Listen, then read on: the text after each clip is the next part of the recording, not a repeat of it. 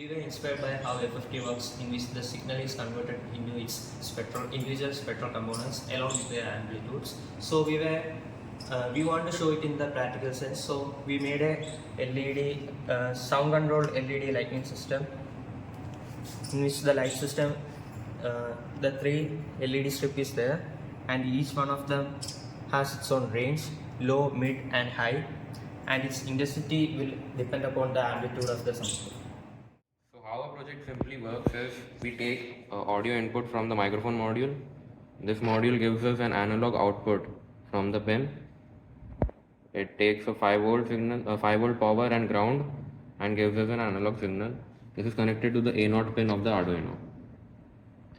The Arduino then processes the audio signal.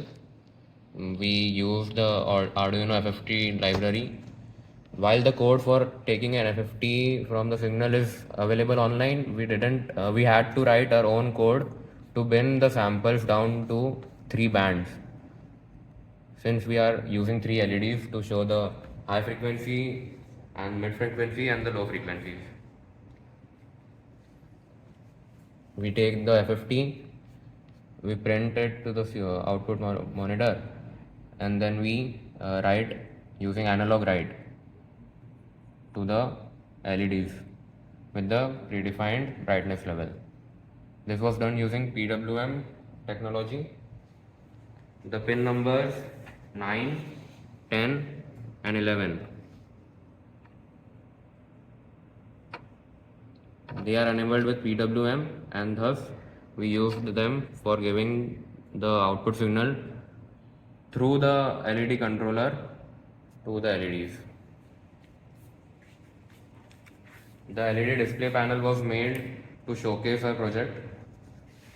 We made a common ground wire, the black one, and the 3 LED control pins are been extended by soldering all the wires to each of the respective LEDs.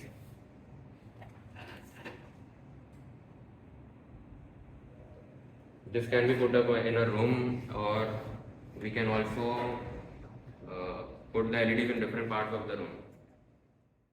So after the output from the Arduino comes, it is inputted to the op-amp. 3 op-amps here are shown to light up 3 respective LED strips, low, mid and high.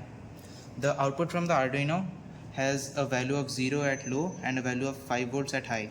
The 5 volts has to be amplified to a value of 11 so that the LED strips get lighted up, since its limit is 12, and the LED strip is very dim at about 5 volts. So we need to amplify the 5 volt output of the Arduino to an 11 volt.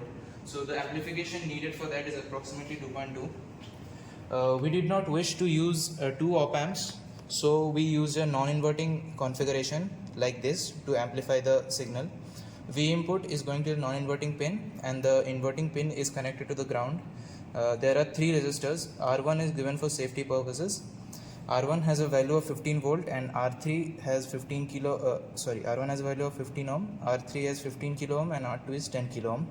The amplification, as comes from the formula, is 1 plus R3 by R2 is equal to 1 plus 1.5. So it's approximately 2.5. Theoretically it should have been 2.5, but experimentally we determined that this only gave an amplification of about 1.8. Like the 5 volt was being amplified to 9.3. So it was evident that somewhere some voltage was getting lost, and so we decided to increase the value of R3. So R3 was then changed to 20, and the amplification then became 3, and then effectively the 5 volt was amplified to almost 10.6 volt or something like that, and then the LED strips were working fine. So for starting up the device, we connected to the power supply. We used 2 channels, plus 12 and minus 12 VCC. We connected to the lighting controller that we have made. Now the code has been uploaded, and first we have to set up a baseline noise level.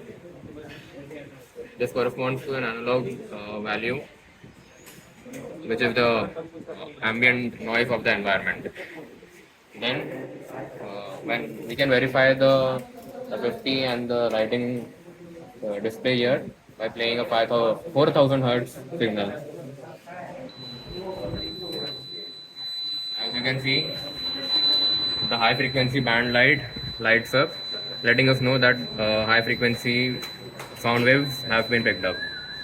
Now if we change it to 2000 hertz, the mid band lights up, letting us know that we have frequencies between 400 and 3000 hertz.